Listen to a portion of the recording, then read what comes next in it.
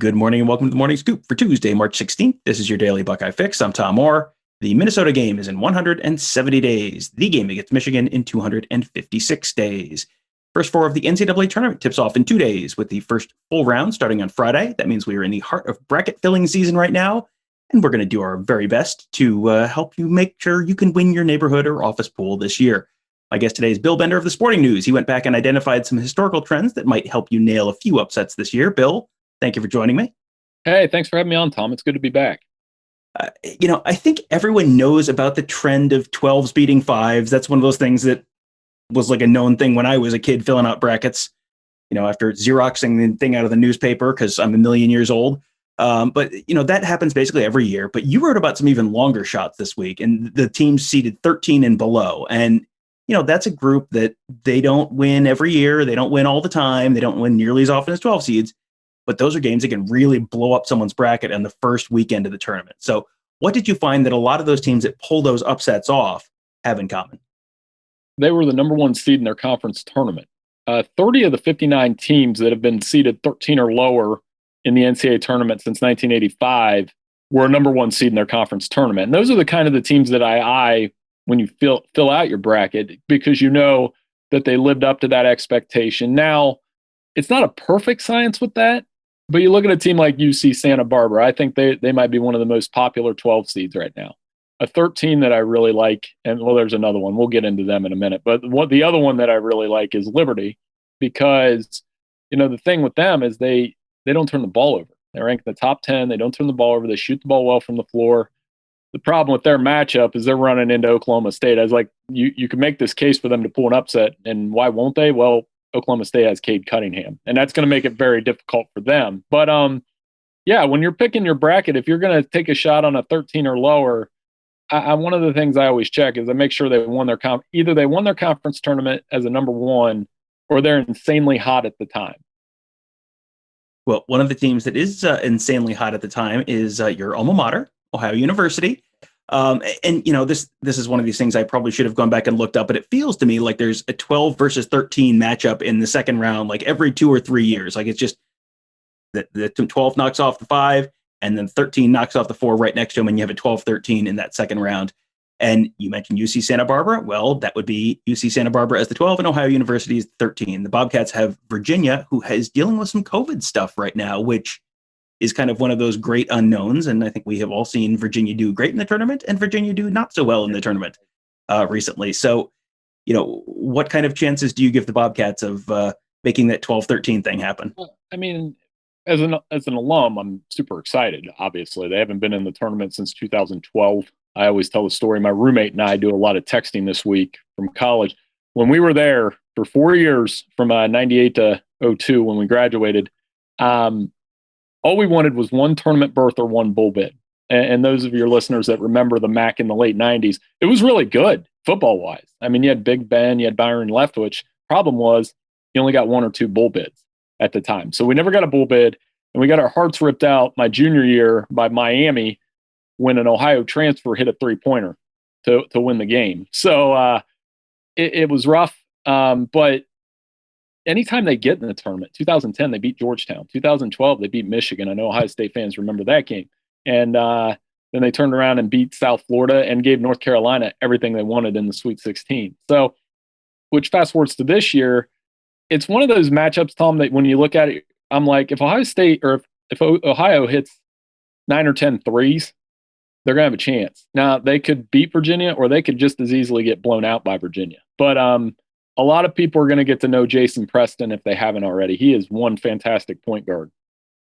We will get to Ohio State in just a minute. One more OU question, though, for you. I married into an OU. I have an OU wife, OU alumnus wife. So, I have a little bit of Bobcat in my household as well.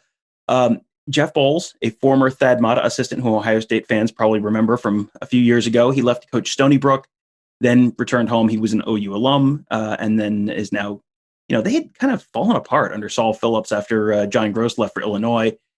But I mean, it sure seems like Bowles has that program headed in the right direction at this point.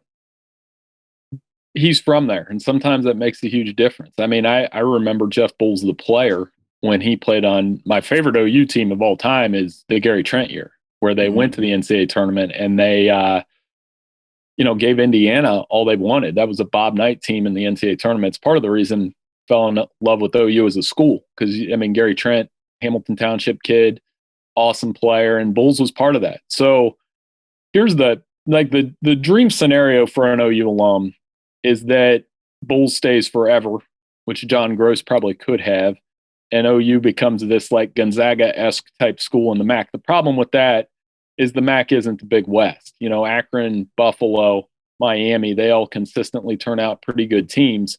Maybe not as Miami as much anymore, but Kent State, same deal. So I think Jeff Bulls has done a fantastic job. If you've watched OU a little bit, which I'm taking you have, he gets really fired up on the sideline. People feed off that. And honestly, the worst case scenario for me is with that Indiana job popping up, I think he'd be a good candidate. If they can't get some of those home run names that Indiana people are bandying about on message boards right now, he'd be a pretty good candidate for that job.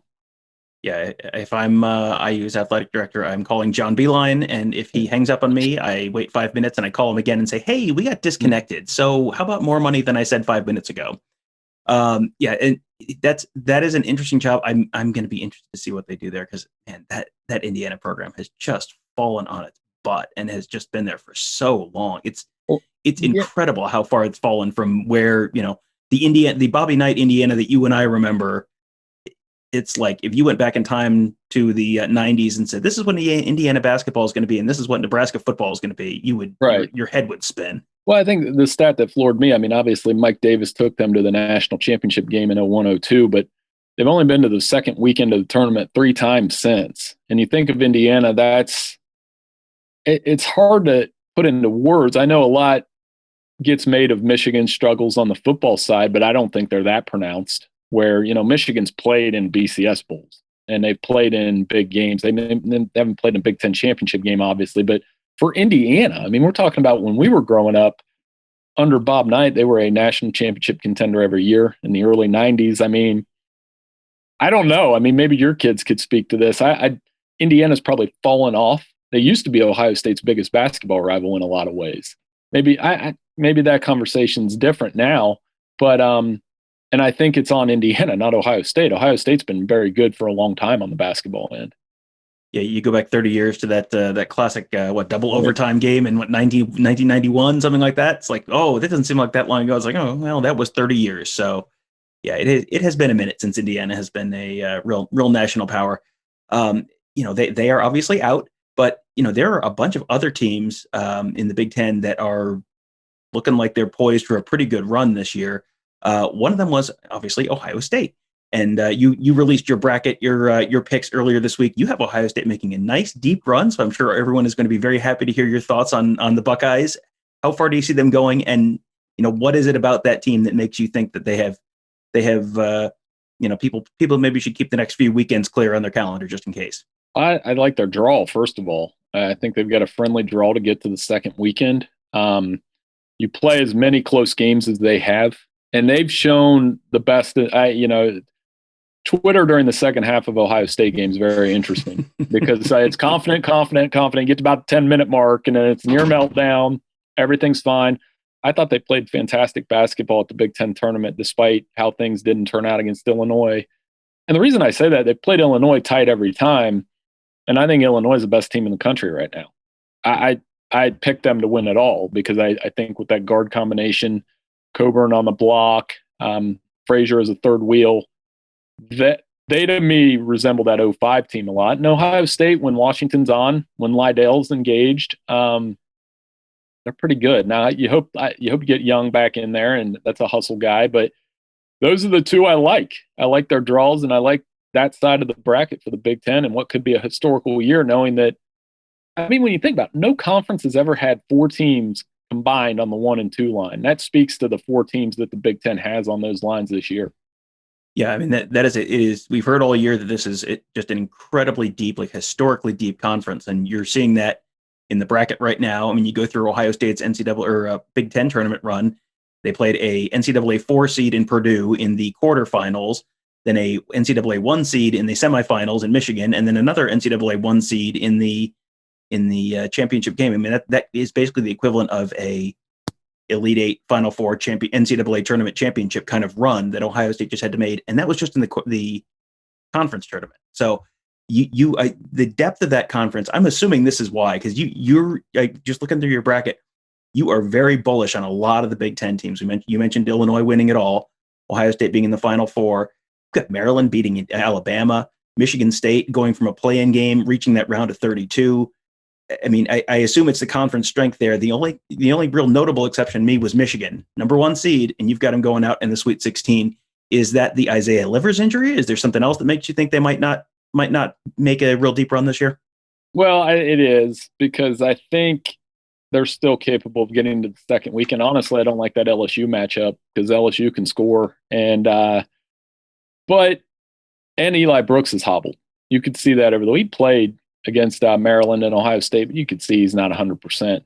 But the one thing they do have working in their favor is they have another big man. That's all these Big Ten teams, which is cool for me to see in this era where you got 7-footers shooting 3-pointers all over the place, is all 4 Big Ten teams, Illinois, Ohio State, Michigan, Iowa, a dominant big man. I think Hunter Dickinson they'll go as far as Hunter Dickinson takes them. If he's dominant in the tournament, they could make an Elite Eight, perhaps a Final Four run. But that last sequence against Ohio State showed what they're missing with Isaiah Livers. And I say that, everybody said, well, that was a terrible shot by Mike Smith. What call was that by Howard? Well, you didn't have Livers on one wing. You didn't have Wagner in the game. It was either that back shot, or what they did wrong was they got to get the ball to Hunter Dickinson in that situation, at least touch the ball and not play hero ball. So that's the hole that he leaves. I mean, it's the same. It's like saying Ohio State, if Washington was out, they'd be in a little bit of trouble. And I think that's what limits their upside in the tournament. Even though the season they've had, they're still a threat to get there. I just think it's going to be a lot more work. I like that Florida State team too, even though they lost. I feel like when I watch Florida State that they should never lose a game, just watching them on paper. But, that's a really good team. And I think maybe this is the year they finally break through. Yeah, that was the Florida State-Michigan Sweet 16 matchup that I looked at, and I went, oh, that could be interesting. And then I think it was Seth Davis on the broadcast said, oh, you got to watch out for that one. They might upset Michigan. And I went, oh, great. Now everyone's going to pick that. So now it's not going to happen. Yeah, that's how that usually goes. But you have been quite busy this week. We've touched on a whole bunch of your articles from the Sporting News. Let people know where they can find you on Twitter, where they can find your work so they can read all about all this stuff in a little more detail. Well, yeah, I'm at Bill Bender 92. I have a story about the Big Ten, my bracket picks that I wouldn't follow those. I mean, the first year I did these for Sporting News, I always tell people, so they had, fill out a bracket and we'll put your title pick in there. And that was the year I picked Virginia to win it all. And sure enough, they lost to the 16 seed. And I said, at least I'll have a story to tell that, you can rip up that bracket pretty quick. But in that one, I have Illinois playing Gonzaga in the final. As you mentioned, I have Ohio State in the Final Four. I'm buying Gonzaga more than most because I like the way they can score. They've got 3 guys that can just score at will. And but that conference strength, I mean, these are the 2 biggest questions of the tournament to me. Is one, with Kentucky out and Duke out and North Carolina and Kansas kind of lower in the seeding, is this year Gonzaga breaks through? That's question 1. And question 2 is, does the Big Ten break a 21-year national championship drought based on the strength of conference? And I always tell people, they've lost 7 titles games since. But you and I know, Illinois in 05 was good enough to win it. Ohio State in 07, obviously good enough to win it. They just ran into a really hot Florida team. And then I thought Michigan was good enough to win it in 13, and Wisconsin in the year they beat Kentucky. I think that was 15. So it's not like they haven't had teams capable of winning it, but it would mean that much more for a Big Ten team to cut down the nets. And at the end of the day, Tom, I'm just glad they're playing in Indianapolis. Yeah, exactly. Like they have found a way to potentially do this relatively, hopefully safely, and have some fans in the building. And there's a tournament this year. That in and of itself is good news. Wouldn't 2 years ago you wouldn't have thought like, oh, this is big news. There's an NCAA tournament, but here we are, and it tips off Thursday with the first 4, and then the tips off for real on Friday. So, Bill, we will. I hope once we get through the NCAA tournament, I might even get a chance to see you somewhere at the Horseshoe for maybe spring football in a few weeks too. That would be great. And you know, like I said, we've got to get into spring football. Hopefully, we can get out to these events a little more. And I'm looking forward to having maybe a more normal Big Ten football talk this spring with you as we get going. Yeah, can't wait for that. Ohio State will start its spring football practices on Friday. We are supposed to be getting Ryan Day and maybe some assistant coaches and or players sometime later this week, maybe Wednesday, Thursday, Friday this week. So you can keep an eye out for that on BuckeyeScoop.com. We'll have lots of coverage of spring football as well as the NCAA tournament. There's a whole lot going on. The Ohio State women's hockey team opens its NCAA tournament run tonight. There will be lots to talk about with that as well. And you can find that all at BuckeyeScoop.com. So thank you guys all for joining us. Have a great day. We will talk to you tomorrow.